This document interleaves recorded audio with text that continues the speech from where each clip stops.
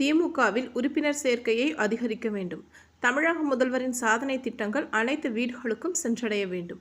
வரும் சட்டமன்ற தேர்தலில் 200க்கும் மேற்பட்ட இடங்களை இலக்காக கொண்டு திமுக நிர்வாகிகள் செயல்பட வேண்டும்.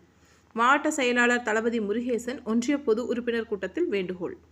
கோவை தெற்கு மாவட்டத்தில் ஒன்றிய பொது உறுப்பினர்கள் கூட்டம் ஆனைமலை வடக்கு ஒன்றியம் அமராம்பாளையம் சுங்கம் பகுதியில் உள்ள தனியார் திருமண மண்டபத்தில் நடைபெற்றது.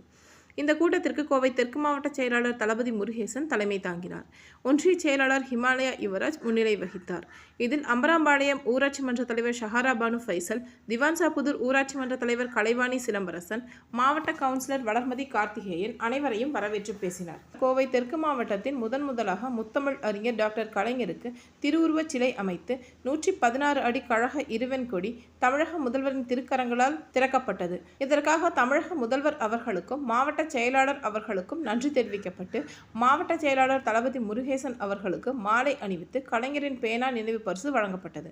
இதனைத் தொடர்ந்து பேசிய மாவட்ட செயலாளர் தளபதி முருகேசன், திமுக உறுப்பினர்கள் அனைவரும் இந்தியா போற்றும் ஒப்பற்ற தமிழக முதல்வரின் சாதனைகளை வீடு வீடாக சென்று திண்ணை பிரச்சாரம் மூலமாக திமுகவிற்கு உறுப்பினர் சேர்க்கையை அதிகரிக்க வேண்டும் என்று கேட்டுக்கொண்டார்.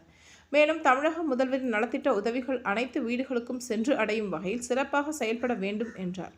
இதில் வால்பாறை நகர செயலாளர் சுகுமார், பொதுக்குழு உறுப்பினர் மாணிக்கவேல், ஒன்றிய துணை செயலாளர் திருநாவுக்கரசு, மாணவர் அணி பிரபு, மகளிர் அணி கவிதா உள்ளிட்ட திமுக நிர்வாகிகள் ஏராளமானோர் கலந்து கொண்டனர்.